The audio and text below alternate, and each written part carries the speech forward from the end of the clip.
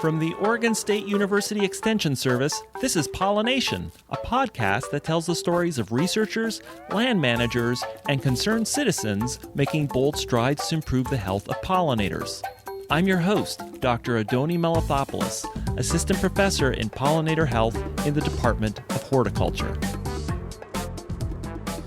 Now go ahead on your smartphone or on your computer and go to Google Image Search and type in pollinator habitat.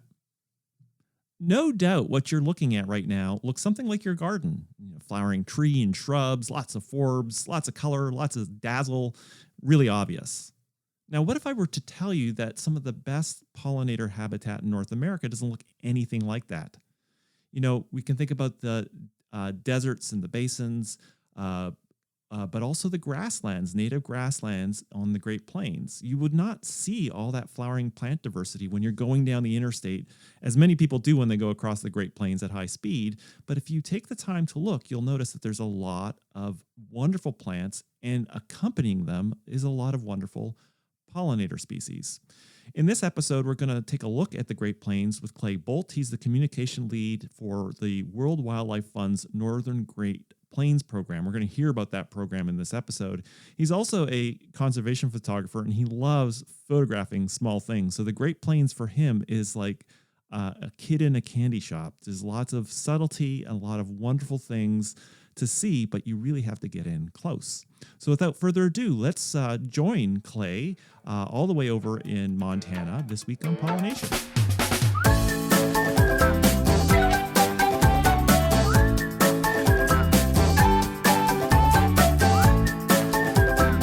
Okay, we're going. Well, welcome to Pollination. Pleasure to be here. Thank you. Now, when I think of the World Wildlife Fund, I think about polar bears. How did WWF become interested in bee conservation? Well, it's a funny story. When I started working with WWF almost 7 years ago, I had already come to the organization with a great passion for conserving North America's native bees. I'd been very involved with the listing of the rusty patch bumblebee on the endangered species list. I had been photographing and being an advocate for bees for many years. And so throughout my work, I'm always trying to bring these elements into the message that when you conserve habitats, it's also important to think about the little things that live in those habitats.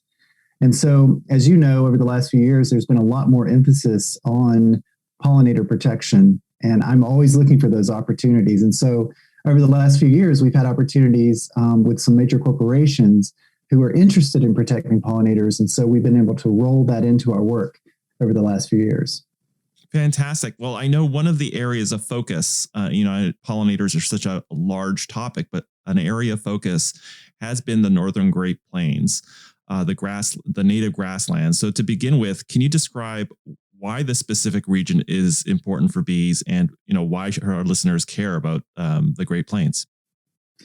So the Northern Great Plains is a vast region. It covers portions of 5 U.S. states, 2 Canadian provinces. It is one of the last 4 remaining temperate grasslands in the world. And among the full Great Plains, it is an area that's largely intact, in part thanks to private landowners like ranchers, which is one of the things that makes this region so unique.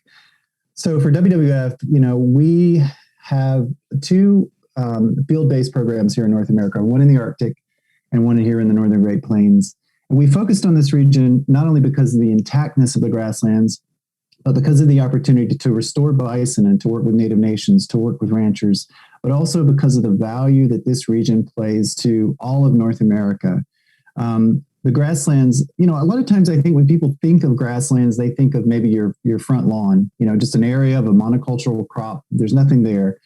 But in fact, grasslands are highly diverse ecosystems. It's just that much of the life in the grasslands is sort of hidden down in the grasslands. You could almost imagine that they're like a miniature forest. And within those grasslands, the roots go 10 to 15 feet down in the soil in many cases for wildflowers that we may know, like purple coneflower, for example. And so those deep roots store vast amounts of carbon. They filter water. They keep the air clean. And those impacts are felt well beyond the boundaries of this ecoregion. Okay, so I love the way that you described that, because I imagine, driving down an interstate very quickly, it looks, perhaps at first glance as a kind of sea of green, or later in the year, sea of brown. But in and amongst it, you not only have a lot of plant diversity, but that plant diversity maybe is even an additional level hidden, because it's, really a huge portion of it is below the ground surface, sequestering carbon and helping the soil. Yeah, I'm from the East Coast originally. I grew up in South Carolina and love the forest of the Southern Appalachians. That's where my heart is, and that's where I learned about nature. So when I first moved out to the Great Plains, I have to admit that it was a challenge for me because I wasn't used to the silence and sometimes, and like knowing how to see things.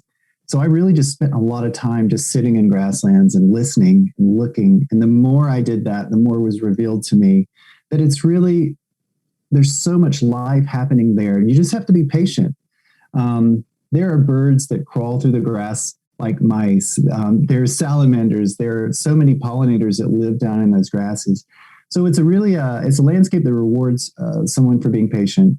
And the more patience you provide, the more beautiful things you'll see in this landscape. Well, I'm a native Albertan, and we do have Cypress Hills, a number of places with, we have Grassland National Park in Saskatchewan. Mm-hmm. And I do agree, it does require sort of walking in and getting up close, because you do see a lot of floral diversity in and amongst a lot of grass. Can you just kind of walk us through what this habitat looks like, and what are the key aspects of the ecology of these plant communities? What should we be aware of when it comes to floral communities and grasslands? I think one of the things that's super interesting to me in terms of grasslands is just how ready grasslands are to respond to climatic conditions. So, for example, as soon as the spring rains come in, as soon as the snow melts, it suddenly greens up. It's almost like a spring-loaded. The plants are spring-loaded to just literally spring forth in spring, and it's amazing to me how quickly. For example, we've had rain here, and I'm just outside the boundaries here in Livingston, Montana, of the Northern Great Plains, but still we have some grassland areas here. And the minute we get rain, the next day everything's greening up. You start seeing small flowers on the ground, and you start to see ants moving about. It could have been 20 degrees or even lower than that, and then the next day you see these ants and things responding. So it's a very resilient ecosystem. In many ways, I think you could say it's similar to a desert in the fact that it's just always there waiting. It's not a slow kind of ecosystem. When I go out into a grassland, the thing I always notice first, especially here in spring, is you hear the meadowlark singing, and their calls are so loud, and how that so many of the birds here, for example, have adapted to singing over in these arid conditions with these really bright, loud songs that you can hear for miles. The sound of the wind going through the grasses, the hum of bumblebees. It's really a spectacular place. And I have to say that although I still would say I'm probably a forest person at heart, I feel special that I've been able to spend time in the grasslands and learn about them, because I know that it required the work that it took. And now that I love the grasslands, now that I have spent time in them, I just want to tell everybody, go to a grassland, spend some time there, because they're truly amazing, important places. Well, I do remember we had Casey Delphia on a podcast a while back. We should catch up with her, but I remember her talking about the bumblebee diversity in Montana, and I was shocked because, I always think, the Pacific Northwest is the hot spot for bumblebees. And I imagine as you go down through the bee genera, this is replicated. There's a lot of bee diversity because there's a lot of plant diversity in these ecosystems. Yeah, that's absolutely right. And I have to admit that when I first moved to Montana, I didn't realize, and maybe this Casey study hadn't come out yet, that showed that Montana has more species of bumblebee than any other state in the country. But when you get into the solitary bees, honestly, Montana and parts of this Great Plains are similar to a black hole. It's unexplored territory for bees. There's so many areas that haven't really been observed, but you get into them and you realize that there's just so much life happening here. And, that's one of the things that makes me so passionate about this area, is that there's so many pollinators that, as a photographer, I can document. There's so many stories that need to be told to bring these species to the public view so that they learn more about them. Okay, that sets the stage up really well. I'm convinced this is a place of high importance and remarkable beauty. But it strikes me as creating habitat in the Northern Great Plains has been a real challenge at the best of times. And I imagine now it's more so than ever. There's surging commodity prices. And I imagine there's a huge push to get every scrap of land into cultivation. How is WWF working to conserve habitat in light of all of these pressures? You're absolutely right. I mean, since 2009, the U.S. And Canadian portions of the Great Plains have lost 33 million acres to plow up for row crop agriculture. From in the last year, we lost 2.6 million acres across the Great Plains and around 600,000 acres here in the Northern Great Plains. So row crop ag is a huge issue. And so, interestingly enough, here in the Northern Great Plains, one of our greatest partners is the ranching community. Ranchers own much of the land here in the Northern Great Plains. And, ranching gets a bad name. And in many places, ranching is really bad for the land. But the grasslands need to be grazed in order to remain intact. And of course, historically, the plains bison played that role. And sadly, that's no longer the case for much of the grasslands here. But ranchers are also really good partners. And we've worked very closely with ranchers over the last several years to ensure that they're able to remain on the land, because so many of the management practices, these sustainable ranching management practices where they're rotationally grazing their cattle in ways that mimic native herbivores, the practices that use on the land ensure that these row crops don't continue to move further west. Because you're right. I mean, as commodity prices go up and as, there are more opportunities for people to plow up these grasslands, that just means that every time, 100 acres, 1,000 acres is plowed up, that's wildlife species that may not have even been discovered that are lost their habitat. So our ranching partners are critical in the fight to slow down this habitat destruction. So it's a matter of I imagine not creating new habitat, but really trying to focus in on existing remnants of grassland and trying to make sure that they're not plowed up. Is that correct? Do I have a?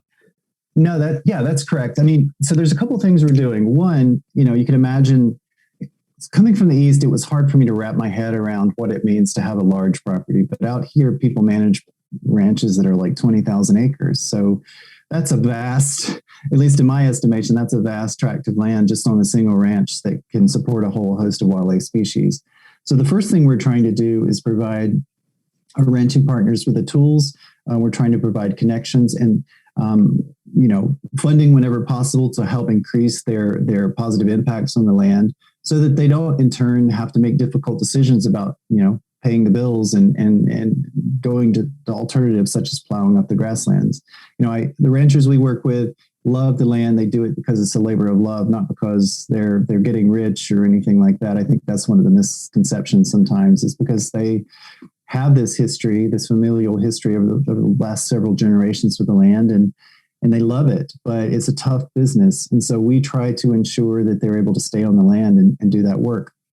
The other part of the equation is that there are ranchers who maybe they did have to plow up the land, or maybe their grandparents plowed up the land. And so they've got these plots on their ranches that, once were native grasslands, and then they were plowed up for some row crop commodity, and they're lying fallow at this point. And so we're helping to help these ranchers restore these grasslands, not just with any old plant, but a native mix of wildflowers and grasses, so that, number one, it's not only good for their business, but it's also good for wildlife.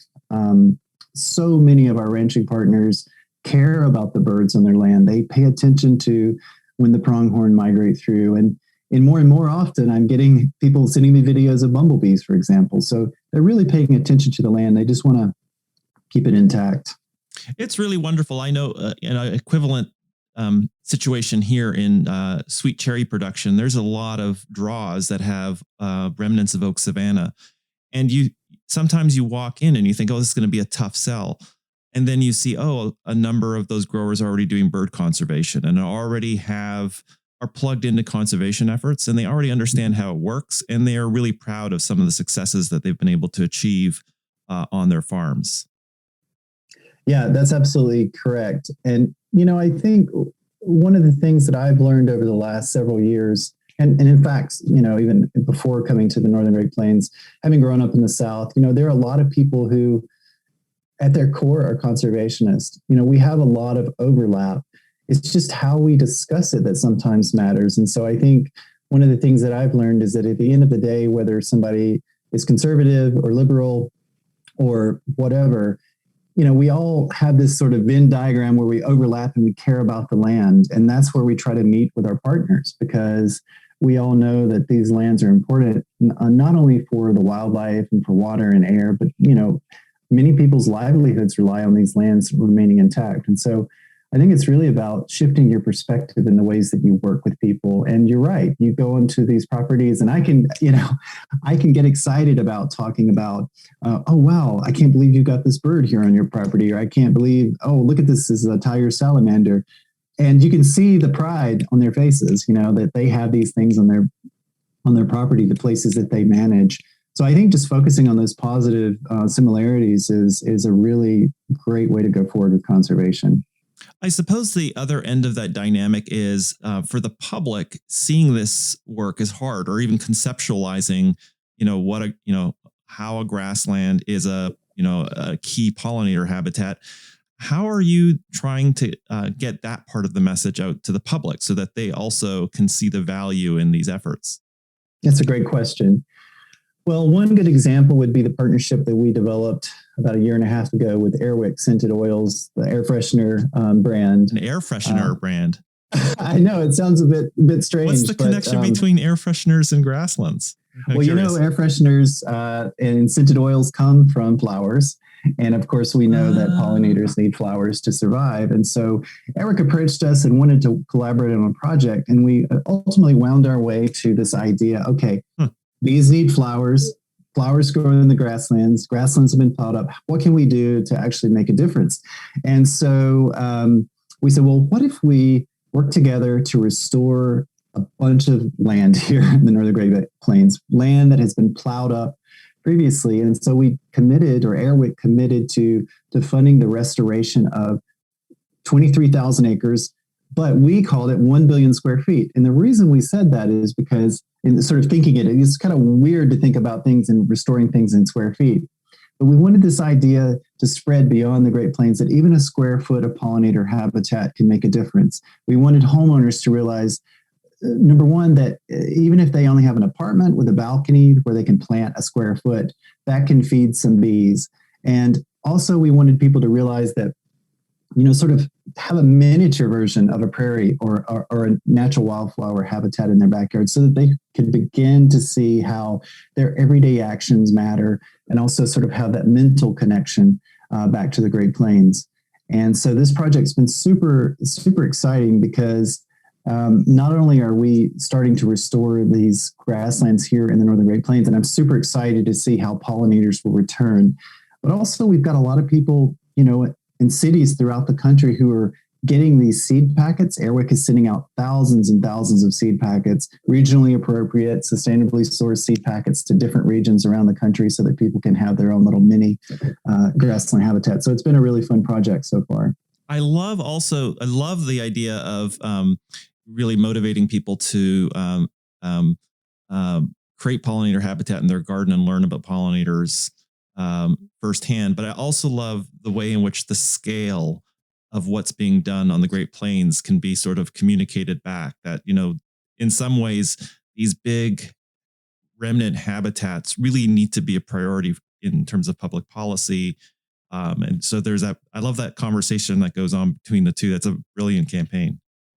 Thanks so much. I think the thing I love so much about trying to help people conserve pollinators is that really, it's a cliche at this point, but it's truly like a if you build it, they will come kind of scenario that if you do provide habitat in your backyard for pollinators, that they will show up. And I think, I could imagine someone being critical and saying, well, what can a square foot really do? But I think for me, that's sort of like the entry point, right? That if you can plant and manage a little square foot, you're going to want to plant more. And then maybe your neighbors come over and see it. And then maybe you have, a pollinator corridor going through your neighborhood. Maybe you and several neighbors get together and you use the space you have to create a corridor. I think the point is that there's so many things in the world that are overwhelming. Climate change is overwhelming. All of these, melting ice, polar ice caps, and all these things are super important to focus on, but they're also, I think, very difficult for the average person to really know what to do.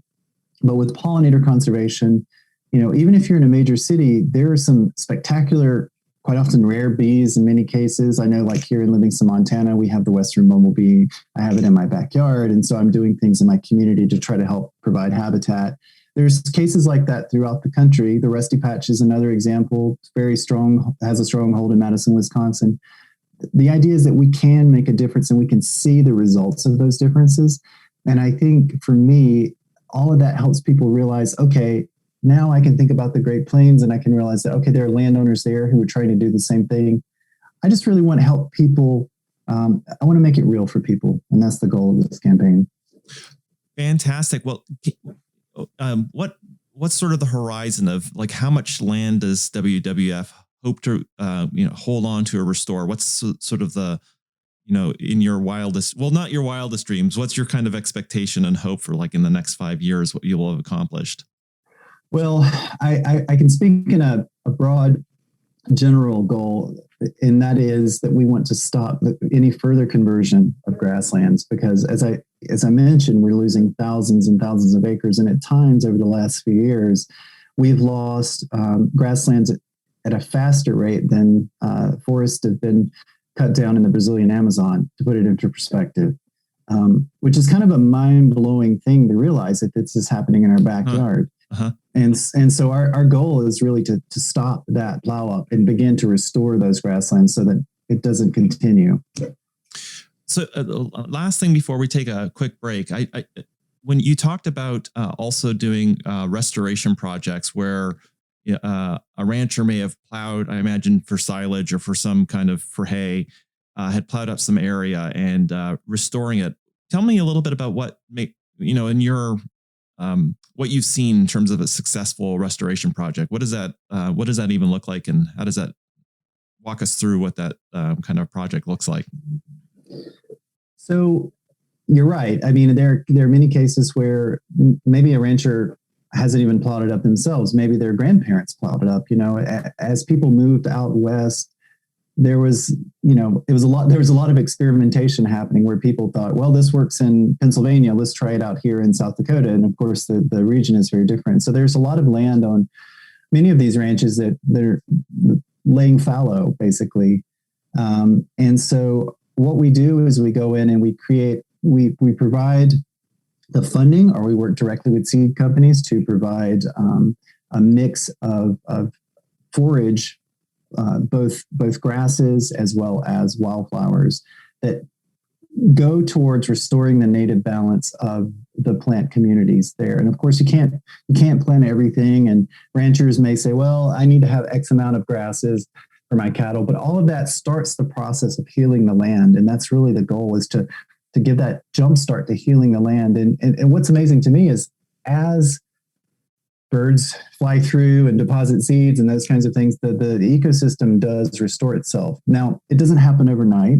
And we're also in historic drought conditions right here. Oh, right. In this time of, and so there's a lot of work to be done, but slowly but surely these projects are coming back, and you start to see the bird life coming back and the plant life. So we're in the early stages of this, but we're encouraged by what we've seen so far. Well, let's take a quick break. We do have a segment that we do with all our guests. I'm curious what your answers are going to be, so we'll be right back. Okay, we are back. So first question I have for you, do you have a book recommendation for our listeners? Boy, do I. No, I've got a couple books. I'm going to cheat a little bit and give you a couple of books. First, if somebody really wants to learn about the different families of bees here in North America, one of the best books that I know of is The Bees in Your Backyard, A Guide to North America's Bees by Joseph Wilson and Olivia Messenger Carroll. You've probably gotten that recommendation before, but it's an excellent book with really great photography, lots of diagnostic characteristics pointed out. And it's only like $25 or something like that, so it's a really great resource for people. It is a steal, and recently they've come up with an Eastern field guide, and they're just on the verge of the Western one. So Olivia Messenger Carroll was in Corvallis a couple months ago, and she told us she's just doing the finishing touches. But the publisher apparently told her when they published it, because it was kind of like a phenomenon at the time, it was the Harry Potter of bee books. Yeah, well, you know what? I will say that learning about bees is a bit like chasing down fantastic bees, because there's so many cool ones. I mean, I'm just going to take a segue here to just say, there's approximately 4,000 known species here in North America. And as a photographer, most of them have not been photographed. The life cycles, there's so much to learn. So yeah, that Harry Potter connection is pretty good. All right. You have 2 books though. I've got another one. Okay. So one of my other favorites is an adventure story about bumblebees, my favorite group of bees, called A Sting in the Tail by Dave Goulson, founder of the Bumblebee Conservation Trust out of the UK. And it's just a really awesome adventure story about bumblebees.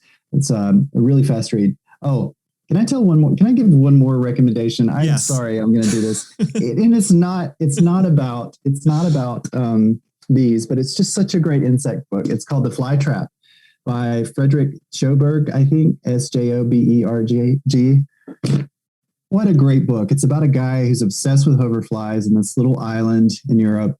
And he's just this grumpy guy who just wants to look for flies. It's such a good book. I've read it so many times. All right, I'm going to shut up. No, it's a good combination because, Dave's book is a biographical book, but he's not grumpy.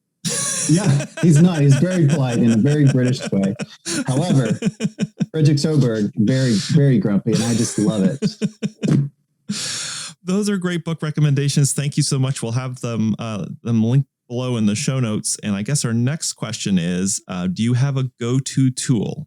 And I imagine you have several. I've never met a photographer who doesn't have their favorite tool for photographing, but it may not be photographic. What is your favorite tool? What do you really want our listeners to know about? Well, I was going to say my camera, so I guess I'm going to have to get more detailed than that. One of the things that I have really enjoyed doing over the last few years is doing a technique called close wide or wide angle macro, which is able to show a very detailed shot of a bee in the context of its landscape. And so I use a diagonal fisheye lens, which allows me, what that basically means is, if you think about a normal fisheye lens, everything's super warped. It's sort of bizarre, like you're in a fishbowl. These diagonal fisheye lenses, it's fairly corrected. And so what it allows me to do is get within like an inch of a bumblebee. I have a photograph, for example, of a bumblebee in front of the Golden Gate Bridge. So you can see the species, but also it helps people connect with the habitat of the species, which I think is super important, whether I'm here in the Grasslands or, on the National Mall in DC. I've got all of this collection of photographs where people realize, okay, this bee is beautiful, but also it needs this habitat to survive. Because as a macro photographer, a close-up photographer, I really want people to realize that these species are not only beautiful, but they also require habitat to survive, much in the same way you would see a photograph of a polar bear or, a tiger or something like that. I want people to see, okay, these also need X, Y, and Z to survive. So it's more of a full conservation story in an image. That is really remarkable because, I think there has been a trend. We talked about bees in your backyard. One of the great things about it gives you these nice, crisp, decontextualized bee pictures that's on a white background, which has been wonderful to just draw attention to the bees. But there is this other dimension of it, being able to sort of envision where it lives and an aspect of its life history. And that aspect might be, it's in the Bay Area. Yeah, exactly. I mean, for example, one of my favorite places to look for bumblebees is up just on the Wyoming-Montana border, an area called the Beartooth Mountain Range, which is this very high area with alpine, plants, and it's summer there and spring within about a 3 or 4 week period. And so I have these photos of bumblebees flying in a snowstorm, or like they're melting snow in the background. And so it just really helps to tell a story. And I think it's a great way for people to connect with the bees in a different kind of way. Amazing. Well, you've mentioned you love bumblebees. I have favorite pollinator species as the last question. And I always know people who know their bees. It's or butterflies or moths or flies. It's a tough question, but today, in this morning. God, I don't even know if I can say that, but here's what I will say.